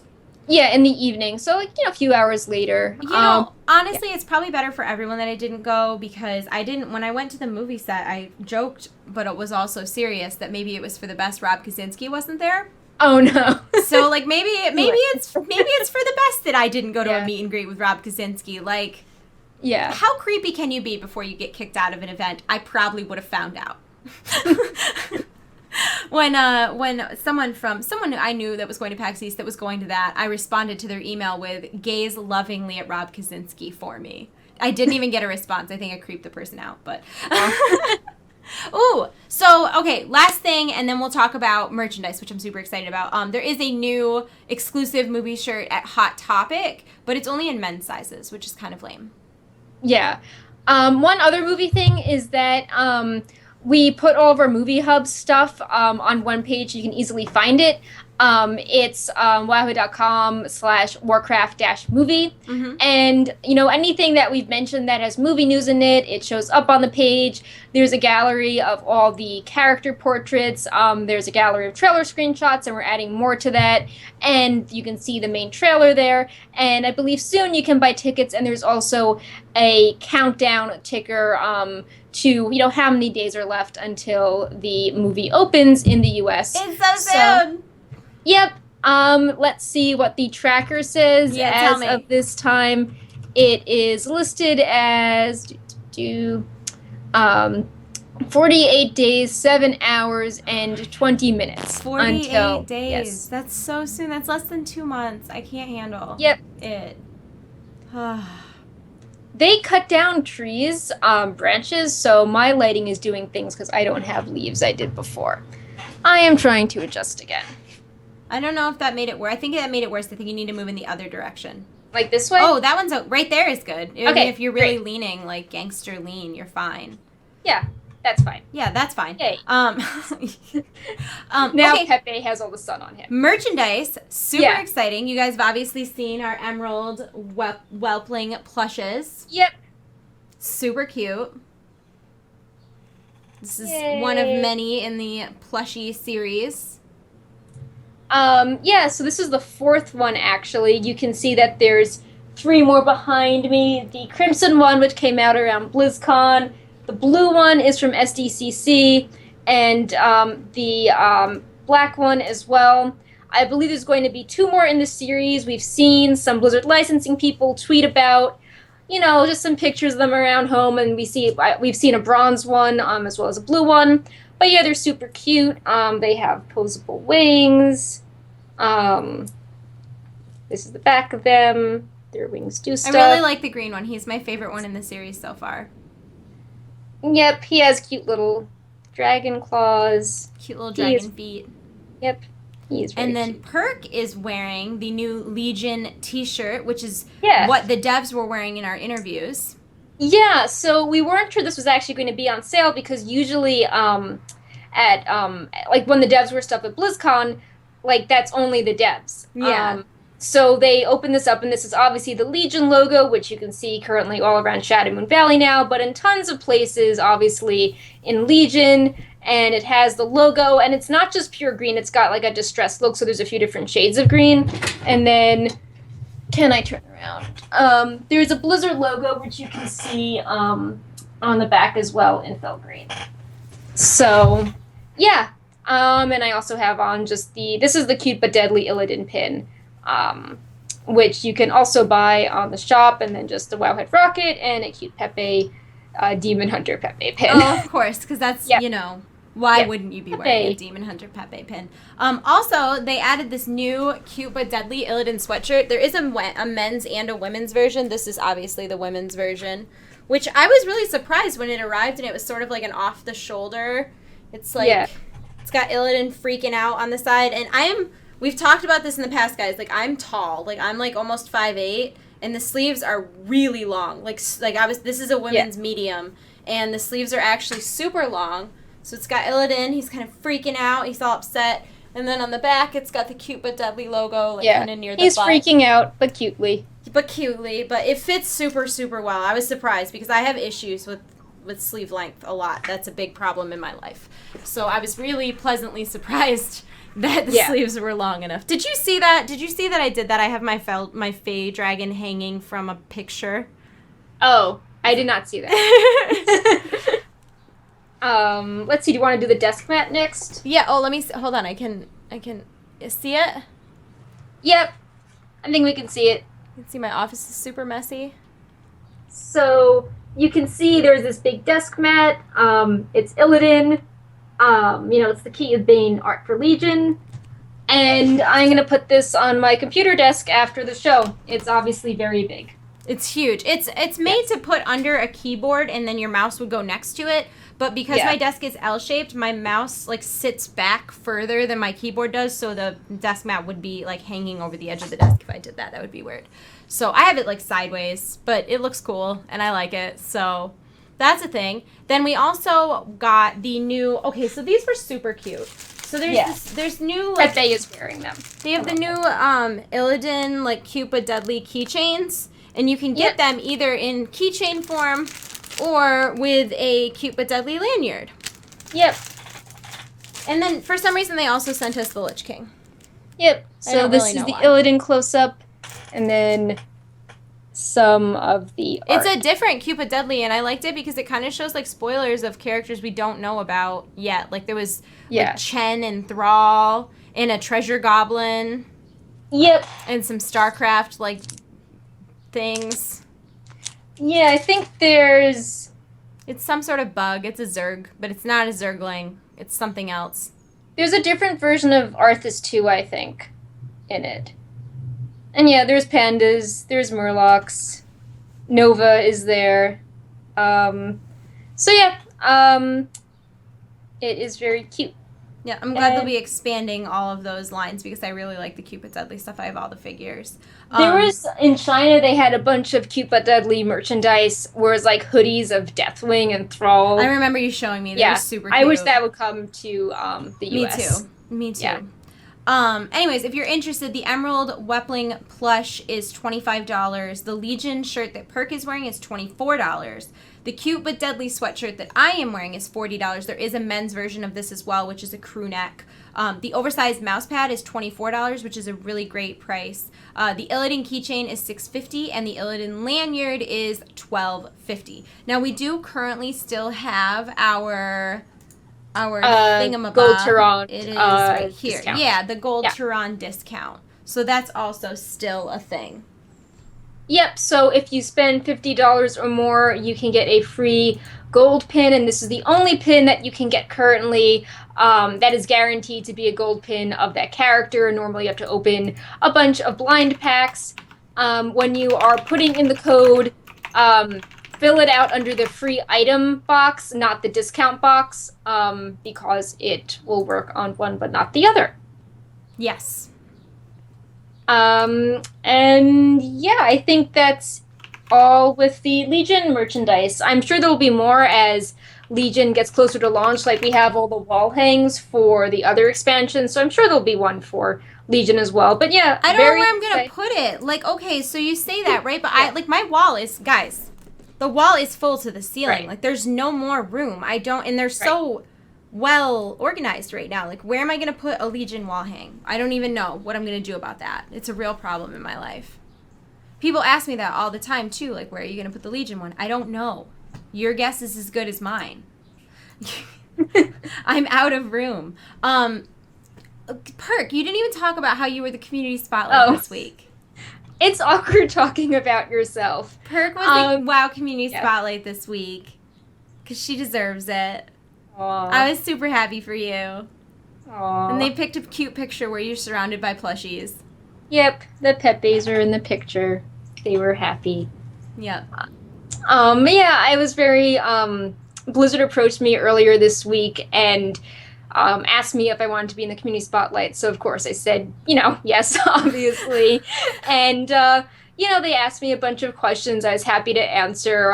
They asked me what my first experience with gaming was. And I actually, I was not really allowed to play games growing up. Like, I did not have, like, technology or... I didn't really have traditional toys. I love this computer story that's coming up. It's like my favorite thing. My parents were teachers, so basically when there was old computers at school, they would take them home and I would play like very old floppy disk games, which maybe I was too young to play, not because they were violent, but like they were really disturbing in retrospect, like a game where you decide you're a fish and you decide if you should eat the other fish or retreat, or if you eat a fish, if it's a fisherman, so you die because there's a hook inside of it. Oh my god. So like I was rereading all these old games and being like, oh my god, like... then it's like Lemonade Stand, like the economy, like it rained, so you did not make any money today. And I'm like, man, like that's harsh. So that's harsh. So those are the only games I could play growing up. But like I'd see my friends playing them, or I'd be, at school late and there'd be homework club, and games just always seemed like fun, and I wanted to sort out puzzles. And so in middle school, in 6th grade, they were doing tryouts for Where in Time is Carmen San Diego. And, I was super hooked on the previous version, Where in the World. So, and the grand prize was you would get your own computer, and it had some computer games on it. So I was a geography, nerd at the time, and I worked really hard and I studied and I made it onto the show and I won the grand prize. So that's how I got my own computer, and I could finally play some computer games at odd hours, when there was a vacation day or I got my homework done quickly, or, whenever I had a few minutes. And I was really excited. I worked hard for that. And that was my intro to computer games. So yeah, over the years I've kind of felt like maybe I came, late to them, or am I an imposter? But hopefully that story is interesting if you had a, not totally traditional background, or if, you came to Blizzard Games late. I totally relate to that. And, you're still a fan as well if you like the game now. Been playing WoW for 11 years. If you came late, stop it. Stop it. So yeah, that was a fun story. And then I also talked about some stuff I did before Wowhead, like, I used to do a ton of raiding. I can't now with this job, but I talked about things like being an officer when my guild, got Realm First Alone in the Darkness for Yogg Zero, and, killing Sunwell, clearing it right before the nerfs happened, and being the rogue with only one warglaive that had to be, on annoying exposed armor duty for like 0.1% more raid DPS. And also things like in Cataclysm, I really wanted to be Realm First Rogue because I was on Pace and Wrath, but then Comcast decided to die for a bit. So I worked really hard, but then one of my other guildmates was really close as well, so I waited some time so, we could ding together in the same minute. Like, I would get the announcement, he would also get the Feat of Strength, because if you got it in the same minute, like, everyone would get it. So I listed those as some moments I was really proud of that I think maybe a lot of Wowhead users wouldn't really, realize, because like used to me, like fixing all this data, but I did a lot of raiding, too before that. I can I can show you all the achievements. Yeah. So yeah, and there's other things like how I got involved with Wowhead. I was a volunteer. I was doing a master's degree in museum studies, and I was looking to volunteer because I was doing a bunch of intense research for a very small audience, and I was always about doing research and seeing how, like more people could, be involved or feel engaged or sort of share the information I have. And Wowhead was just a really good fit where I could like do my research during the week, and then on the weekend I could research fun video game stuff, and people would be super happy I was talking about, mounts or pets or whatever. Yeah. And it just felt really fulfilling, so I tried doing more stuff on the site, like, coding transmog sets or working on features, to gradually have a bigger role. And then when I finally did get that role, I tried to do things like, introduce the Wowhead show, or, put news and new feature announcements on the front page, or a bunch of other things, because like people work really hard behind the scenes, and I don't think a lot of community members knew that there was this team, reading feedback and building features. So I tried to, like flesh out some things. Like the flying tool came because we took a tool that was a little hard to use and we polished it, and then we started doing cool, like little mini tools based on that were targeted on what people wanted to know at the time. Yeah. So yeah, there's a few more questions in the interview, which you can read about. But yeah, I was super excited to be featured. There is a cute picture of me wearing the Wowhead shirt with the cake topper from the party and the Pepe on my head. There was lots of plushies. I've got all my pins on. And yeah, it was really exciting. So many people were very, excited about it and sent me nice messages. I'm trying to reply to everyone if I can. And yeah, it was a really awesome, positive experience. Thank you, Blizzard. I was so happy for you. I hope you get one too. Some people were like, "Oh, like I'm when you scared of that. I don't even know if that's what I want in my life. I'm a very polarizing figure. You love me or you hate me. And people who don't like things tend to be louder than people that like things. So if it happens, it happens. I got some of that too, but like I think the okay. To be fair, a lot of what you got was for associating with me. I don't know. Some of it comes from stuff before, but we don't need to like put a spotlight on. Yeah, you're amazing. Anybody who does not like you does not know you, because Perk's like genuinely one of the nicest people I've ever met in my entire life. Pepes will like sit on your head and mind control you off a cliff.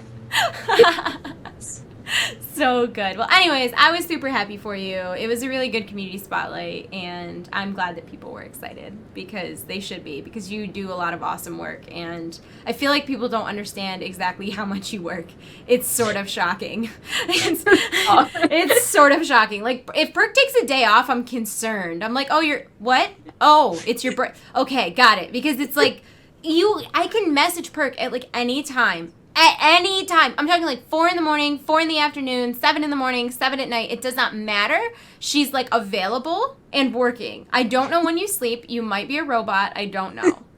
I take time for Pepe pictures. I take time for Pepe. That's her downtime. Pepe. So that was really exciting. And then before we go, I do want to mention that St. Jude Play Live begins on April 29th. I'm doing a team thing again. I don't want to say it's my team because there's already like 50 people on the team. It is our team. It's called Team Derp Squad because you don't have to be good at anything. You do not need to be the best at anything. This is just for fun and just derp around in games, and maybe you can help raise the money for the kids at St. Jude. It's a really amazing cause, and if you're interested in that, you can go to playlive.stjude.org/trade chat. That's my page, and then there's also /derp squad, which is the team page. If you do decide to join the team, I am personally donating $5 to the first 50 people who stream once the event starts that are on the Derp Squad team. I'm also donating any money that I get from Loot Crate commissions between April 20th and May 19th to St. Jude, and then I've got a sponsorship coming up with a toy company, actually, and I wasn't going to do it because it's not super relevant to my current content. But I asked them, well, if I do this, can I donate the money? Because you can't like publicly donate money affiliated with a company, or you'll get in trouble. Yeah. And they were cool with it. So I'm also doing a $1,500 flat donation as well. So I'm going to be broke this month. In turn, I will be eating ramen this whole month, but it's for a really great cause. So if you're interested in getting involved, you can go to those links. And if you do decide to join Team Derp Squad, I've already made overlays. If you would like to use them, if you're like new to Twitch, there's overlays for like multiple size monitors. And if you kind of want to get involved, but maybe you don't just want to make like a flat donation, I know you guys have seen our Pepe hats that Precious Mage makes. She's doing an event for this entire month where she's making only one hat and $15. Like, it costs $20, and $15 of that $20 she's donating to St. Jude. And she was really sweet about it. Like, the story behind it is really great. So she talked to me about, like, what kind of hat she could do that would, you know, work well with St. Jude. And I had suggested elephants because the first year that I went to St. Jude, one of the first things we did was tour the Target House, which is the long-term housing facilities for patients and families who are at St. Jude for more than 3 months. And elephants are the mascot of that house. So everywhere you go, there's, like, statues and plushies and artwork. And the reason for that is that elephants live a really long time. They have really long lives. They're super strong, and they tend to be resilient and get through a lot of things. They're also a symbol of family and loyalty and cooperation. And, you know, St. Jude wants all these families to be able to lean on each other and to have each other during this time. And they're also really, really smart, and they have wonderful memories. And, like, despite the fact that these kids are sick and they're, like, going through all of this, St. Jude does a lot to make sure that these kids still have wonderful childhood memories. Plus, they're symbols of good luck in a lot of cultures. So it's, like, a really cool symbol. And so Precious is making, I have a picture of it, it's so cute. She's making these, I pre-ordered one. yeah, she's pre-making, they're so cute, these elephant hats for Pepe. Yes, and she's allowing people to choose the ear color. So if you don't like the blue, you can do pink or purple or whatever you want.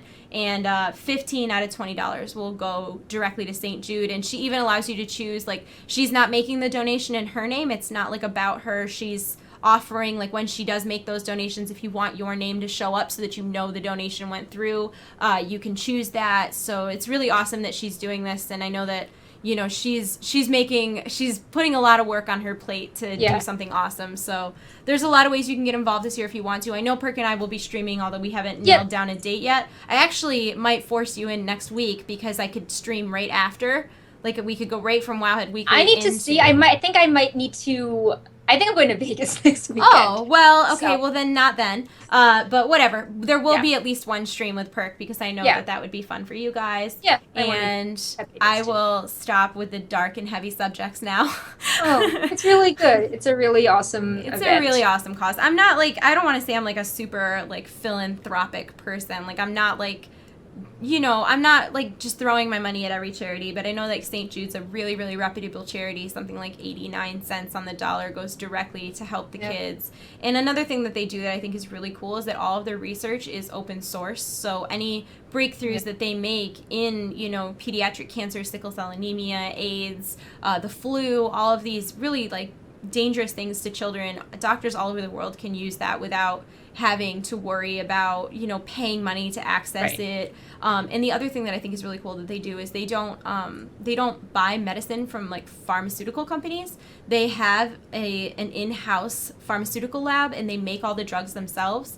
And a lot of the drugs are actually custom made for the children, so they're, like, not available, like, on the regular market. And they copyright them so that they can't be, or they patent them so they can't be sold and, like, profited on. But even those, like, recipes, I guess, would still be available to doctors that are dealing with a patient with similar issues, which I just think it's awesome. It's, like, it's going to so much more than just, like, one thing. It's, like, such a big, great cause. So if you're interested in that, pinned tweet on my Twitter is a good source of information, and there's a lot more information about St. Jude. And if you have any questions about St. Jude, feel free to tweet me because I love talking about it. I could...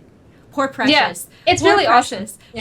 She tweets me about, like, oh, blah, blah, blah, St. Jude. And I'm like, can I just call you? Because I have a lot to say. An hour and a half later, she's like, I got it, Danielle. I get it. I got it. So I could talk your ear off about that. But any final thoughts before we close up this week's Wowhead Weekly? Are we going to have a show next week, or are you going to be in Vegas? No, we will. We're going to drive Friday night. Okay. So we'll do the show. Okay. Like I planned my vacation last week around flying when we canceled the show and coming back Thursday, so we do the show Friday. And now we're driving in the evening after the show. It's not a bad drive from where you are, though. Yeah, it's a change of scenery. I've only flown there, so yeah, driving will be. No, I think what's it, like 4 hours? Yeah. Yeah, it's not bad. So well, that'll be fun. I think that's about it. We've been posting a lot of Legion news, but I'm going to try to make a community update post as well, talking about the movie hub and the community spotlight and some other things going on. Like, I think we're going to open up a Discord server really soon, maybe today, because a lot of people will message me about feedback. Like, I'll post a picture of a dessert and people will be like, hey, can you add this? And I'm like, I'm eating this dessert. So this is not the place or the time. So I think that, if we had, a Discord room where people could leave feedback and we could respond, and there could be a record, and, the other people who work on the site could see it, and, discuss data as it comes in, or coordinate, like, people doing comments or stuff if they're on the beta, alpha. I think that would be good. So maybe tonight or tomorrow morning I will get a post up on that, all that stuff as well. That's a great idea, Perk. Yeah. All right. Well, since we've said all we need to say, I do want to quickly thank everybody who follows us on Twitch and subscribes to us here on Twitch. That's super awesome, and thank you so much for doing that. We're very close to getting another emote. We actually, honestly, there's a solid chance that we already got one, and I'm just not up to date with what's going on. I'll check after the show. Yep. But we're very close, or we might already have another emote in the works. So thank you to everybody who subscribed. Also, thank you to everybody who subscribes to Wowhead Premium, which is a monthly kind of subscription thing to Wowhead, and the best part is that it removes all the ads from your site, but it also allows you to customize your Today in Draenor. It gives you a special color when you're talking in the comments section. You can track quests. There's a lot of cool features about it, and it also directly supports Wowhead. And thank you so much everybody who watches our videos on YouTube and subscribes to us there. Pretty much everybody who's part of the community. We appreciate it, and without you, we wouldn't be able to do what we do. So I hope that you will tune in next week, same bat time, same bat channel, for episode 78 of Wowhead Weekly. Remember, if you ever miss any episodes, we do upload these all to our YouTube channel, youtube.com/Wowhead. And I think I just covered everything, so we are going to go. I hope that you guys all have a wonderful weekend, and we will see you next Friday. Bye. Bye.